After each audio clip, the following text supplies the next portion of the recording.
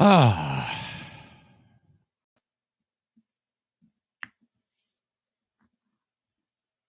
What's up? We're rolling. We're rolling, not rollin'. Rolling. Huge. Listened to Billy yesterday. I listened to Bill's podcast. I listened back to the Huge Show. I learned that Andre Drummond was traded. For people I don't know. And there's a lot of talk about Andre Drummond because I guess he averages 20 points, 20 rebounds a game. How can you trade a guy that apparently that guy, he played when he wanted to? That's what a lot of people say. I don't know. So, yeah, that's your Piston talk. Bill did a good job yesterday. I'll give him some credit here. I'm normally not really interested in a lot of the interviews of some of the small colleges, but he interviewed the coach of Grand Valley, and they talked about that Morris Berger Morris Berger, and that was interesting as hell. You can find it online. Just search The Huge Show on Apple Podcasts. You can get it there.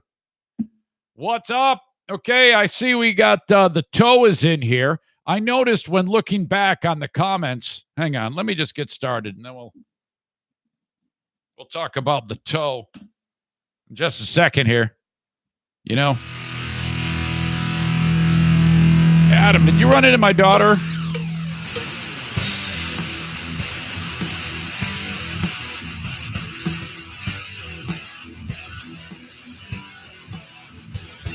And now, here's a guy who has never won a congeniality award at any radio station anywhere.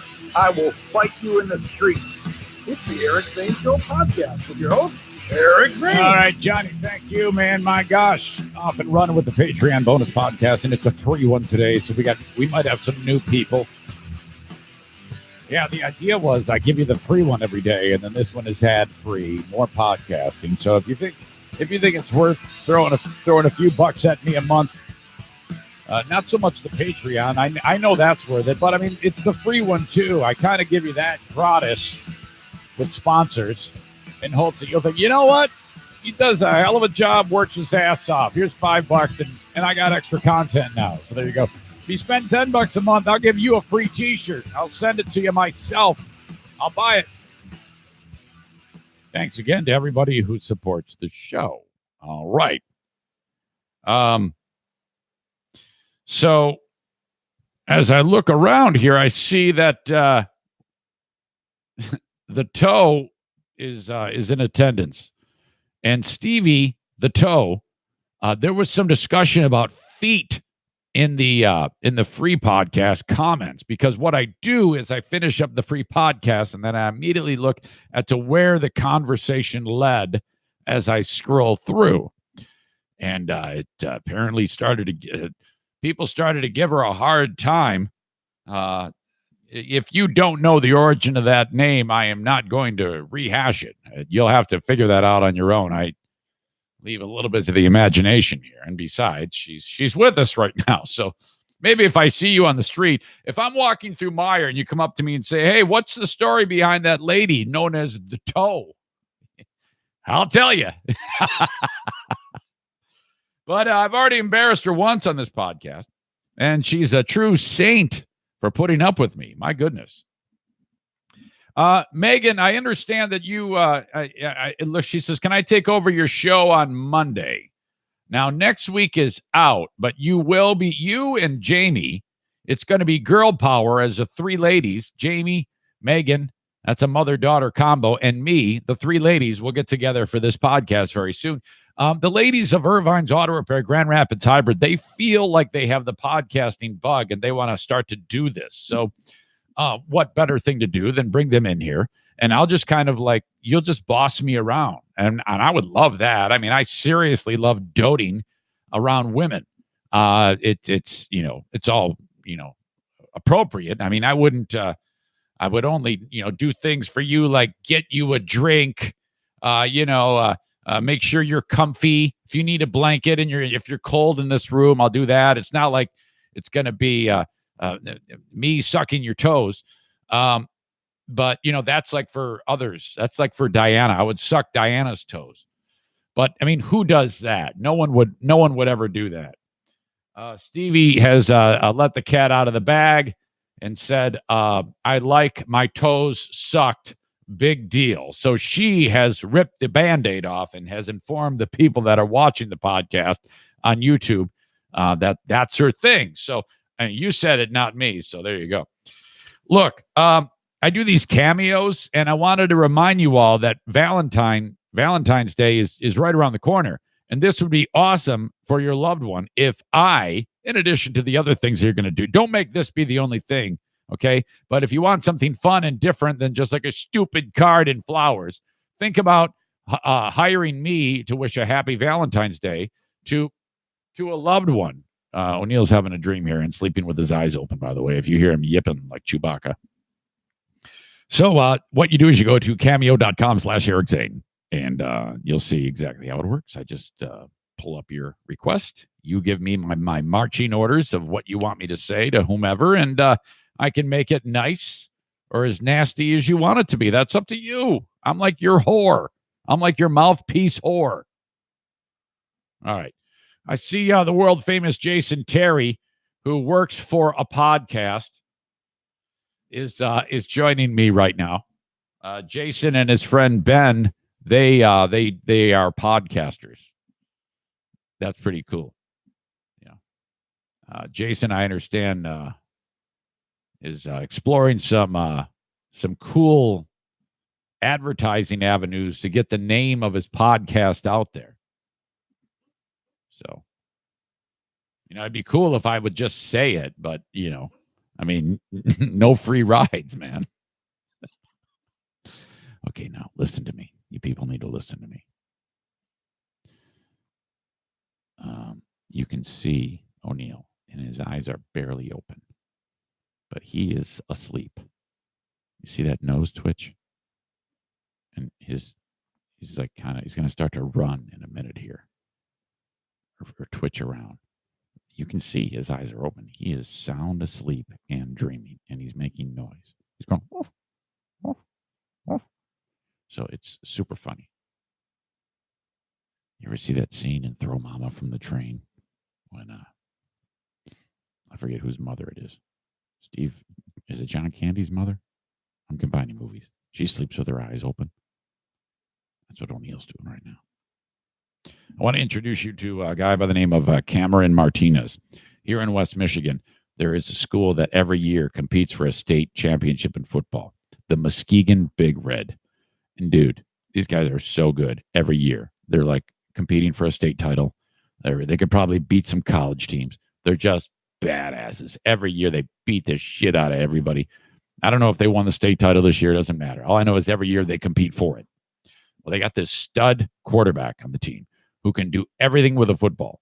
And he's awesome. And he's smart and just brilliant and awesome. And of course, he's going to fucking Ohio State. This is another example of how the rich get richer in college sports, especially football. They always go to Alabama.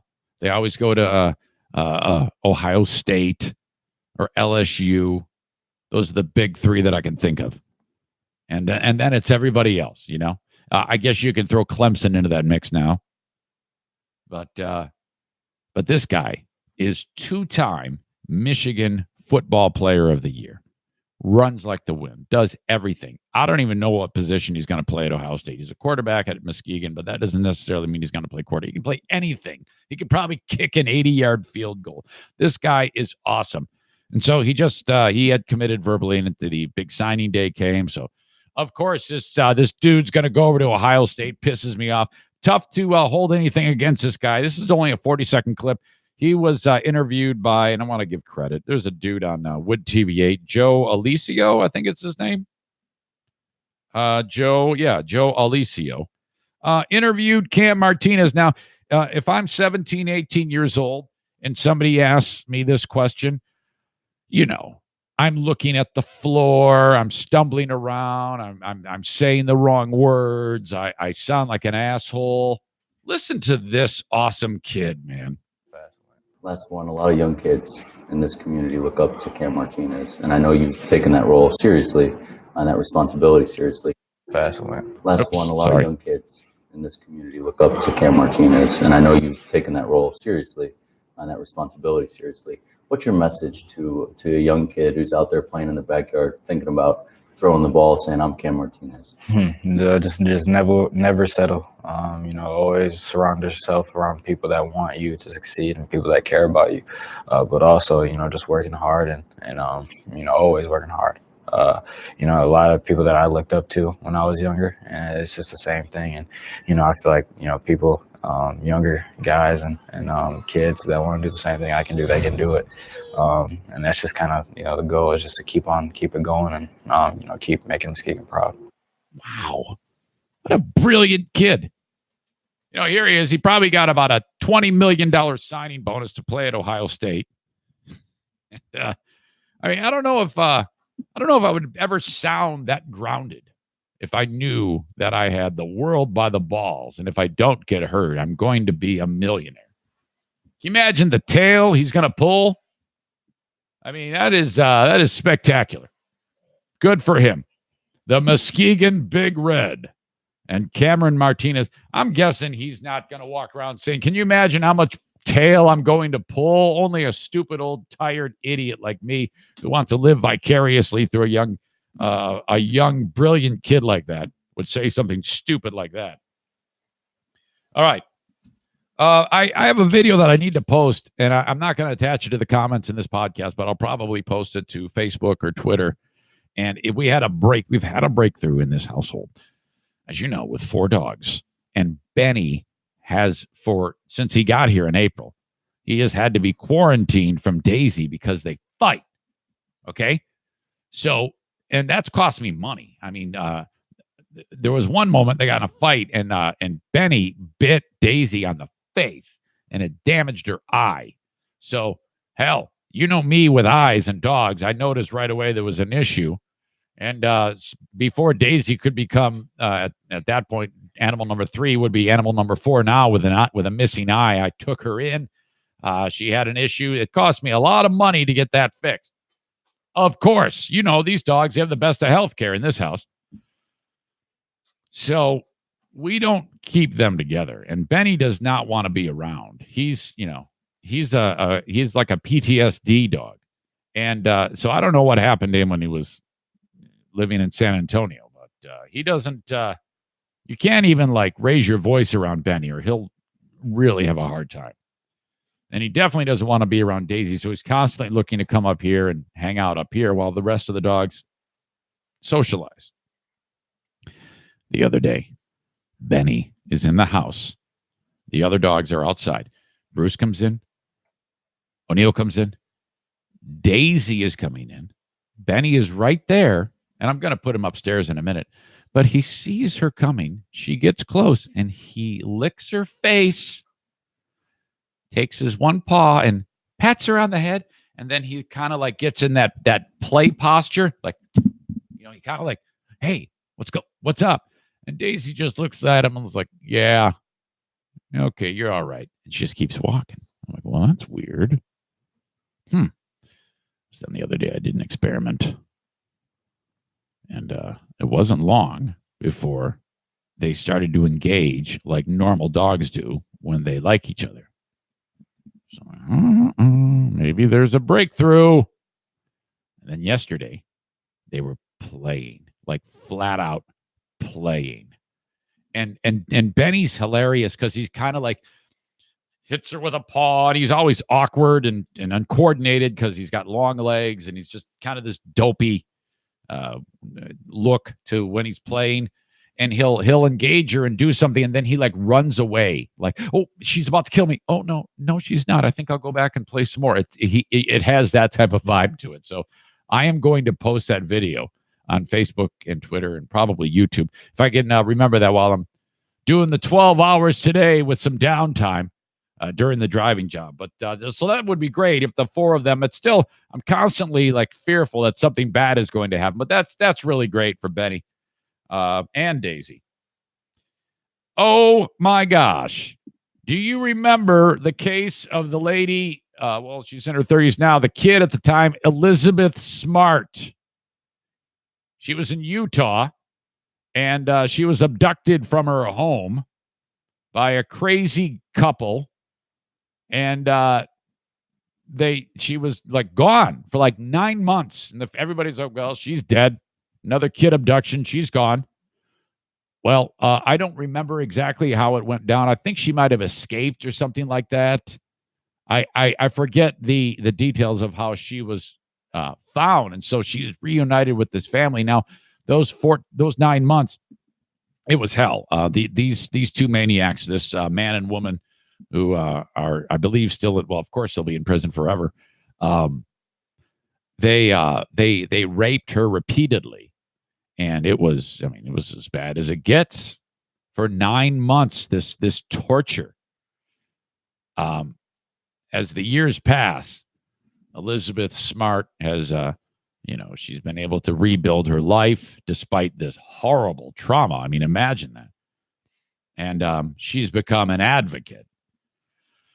So I just could not believe this story. Check out what happened to Elizabeth Smart when she was on an airplane and she had fallen asleep. You aren't going to believe this.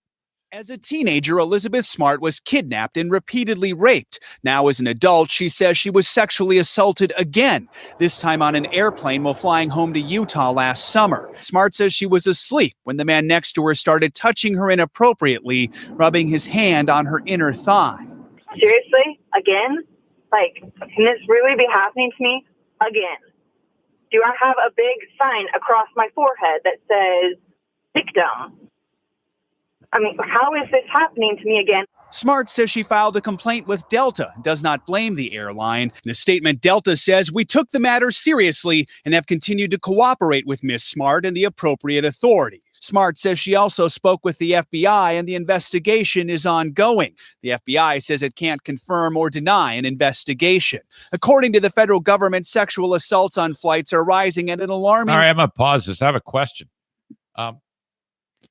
If, let's say my wife and I go on an airplane and she happens to sit in front of me and I have to sit behind her because we didn't pick our seats appropriately. And the guy next to her, okay, let's say my wife's alone on an airplane. Same scenario. And some guy does that. First of all, he's going to get his ass kicked. Like, she'll punch him. But I don't know, maybe Elizabeth Smart doesn't feel like punching a guy on an airplane. But, I mean, right then, aren't the police involved immediately? I mean, nowadays, if you just sneeze the wrong way, there's police waiting for you when you land. I actually have that question, and I don't want it to seem like I'm trying to punch a hole in her story. It sounds like it, but I'm not. I believe her, but I do want to know, why is it going down this path of so far removed? Is there any way that I wish there was more information as to why that didn't happen immediately? Now, maybe she was scared. That would certainly be reasonable considering what has happened to her in the past. And I don't think she's lying, but I do want to know, why didn't you call the cops immediately? Rate up 66% over a 3-year period. Smart says after what happened last summer, flights are rising at an alarming rate, up 66% over a 3-year period. Smart says after what happened last summer, she decided to create a self-defense program in Utah for women and girls. She calls it... Well, that makes it even more... I mean, okay, so you're teaching a self-defense class, and some creeper is trying to finger bang you on an airplane. Why aren't you putting the elbow in his throat? Smart Defense. She first made headlines in 2002, when at the age of 14, Smart was abducted at knife point from her bedroom. Elizabeth, if you're out there... That's her dad back then. We're doing everything we possibly can. Everybody probably thought he did it. She was held captive for 9 months before she was rescued. Since then, Smart has been an advocate for missing persons and victims of sexual abuse, responsibility that for her remains as important as ever. Joe Fryer, NBC News. But seriously, man, that did. First of all, you're on an airplane. Who the hell is just going to start to let his fingers do the walking? My God.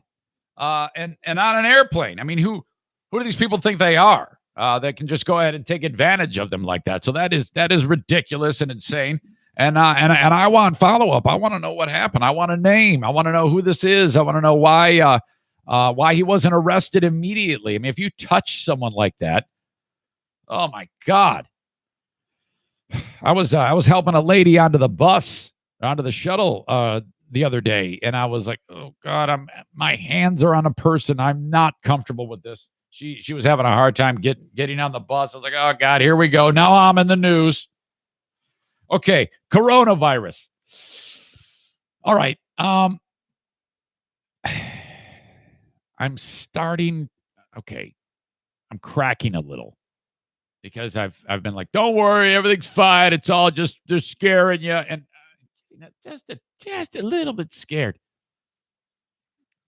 I'm 99% not scared. It's the multiplication. It's the rate at which people are getting infected. It's still, it's like 500-600 people have died. But it's like where it was a big deal if they went from 7,000 infected in a day to 9,000 infected in 24 hours. So they gained 2,000.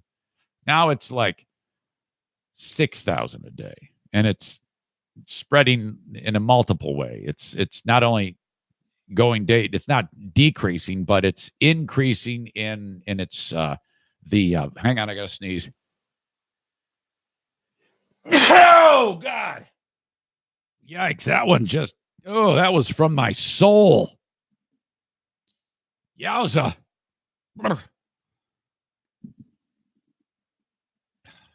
All right, orgasm feels the best, but sneeze okay. Sneeze, your categories are, or your choices are sneeze, orgasm, massive fart, dump. I would say orgasm is 1 with a bullet. But what's number 2? Let's go around. Let's ask you folks that are in attendance right now. There's 14 of you. Okay, we all have orgasm down as the hard and fast number 1, but is sneeze, huge fart, or when you're running to the toilet to dump and then you actually get the dump out. I vote big dump as 2. Sneeze 1. Orgasm 1. Big dump. Relief from big dump 2. Okay, Kenny, all I want is a vote. I don't want your history of sneeze. Sneeze, I got a couple votes for sneeze. I'm going to say sneeze is 3, and then big fart 4. But big fart has comedy in it, too. All right, I'm getting a lot. Pellerito votes dump. He says he has an O face when he dumps. All right, where was I? So I think we're in the 30,000s now for people that are infected with coronavirus. No one's died in the U.S., but now the story is unfolding itself that the doctor who blew the whistle on it is dead. He apparently was an ophthalmologist, and so I don't know how he was involved, how the eye doctor was the one to do it. But, in communist China, everything is you got to be careful about what you talk about. And so in China, who knows what's true and what's not. But he blew the whistle on it, and they immediately called him into the principal's office and let him have it and said, you cannot do that anymore. That is against the rules. Now, the Chinese are crazy. They've slaughtered their own people, and it's massive amount of human rights violations. The guy blows the whistle, and now the guy's dead. And they're like, yeah, he came down with coronavirus. So the thing that he blew the whistle on has killed him. He's dead. But again, this is communist China, and they're crazy. So I'm wondering what actually happened. Did they shoot him? There's pictures of him with a hospital mask on. I wouldn't be, you see him from like the neck up. I wouldn't be surprised if they cut him in half and just laid the top half in the bed and took a picture of him and then said, hey, look, he's got coronavirus. He's dying. I don't know why they would do that. Or did they You know how I like to pour a bowl of Lucky Charms at like 11:30 at night and then eat like 10 of those, which I did yesterday, by the way. And did they pour a bowl of Corona O's and make him eat it to get the disease as punishment? Who knows? 8 more Americans were diagnosed on a cruise ship as the death toll hits 638. 31,000 confirmed cases in mainland China. A week ago, it was like 6,000. So you see, I'm starting to get a little bit scared. There is a cruise ship that is out to sea right now, where they won't let it come to port. There's 11 Americans among 61 on a quarantine ship. They have the coronavirus, the Americans, and they're like leaving the ship out to sea, and it's like, all right, I think that they might have let it dock, but nobody can get off of the ship. So their Princess Cruises is working on this, but I mean, seriously, if you're on that boat, I mean, that is absolutely horrible. You don't leave your little hotel quarters inside of that ship. And can you imagine if everyone on that ship gets coronavirus? That's entirely possible. This is an airborne virus. I'm starting to become a believer, and I don't like that. I don't like that at all. Still massively small in its scope compared to like the flu, which this year alone in the U.S., 8,100 people have died and over 1.5 million have been infected. But when I see that these numbers are jumping with this at this exponential rate, and each day the jump is bigger, starting to get a little. Brian says sink the boat in China. They might do just that. Kenny has given me the finger because brevity is not his favorite. Okay, give me a vote. Is sneezing or farting your vote? And Kenny gives me the War and Peace version with 8,000 words, fills up all the comments. Yeah, let me tell you why I love sneezing. Reminds me of dying. Yeah. All right, folks. As you know, we're running a skeleton podcast. I'm out of stuff to talk about. I got nothing. Completely done. Enjoy the day. Have a great weekend. Holy crap. If I see you out on the street, I love you. Yeah, I hate sneezing. You folks are the best. You are the backbone, the true backbone of the Eric Zane Show podcast. Hey, if you're new, you like what you see, come on, man. Throw $5 my way, you fucker. I work my ass off for you. I want to make sure you have something to listen to. It's better than listening to 5 assholes jerk each other off every day. 5 girls. Okay, see you, folks. Have a good one. Bye-bye.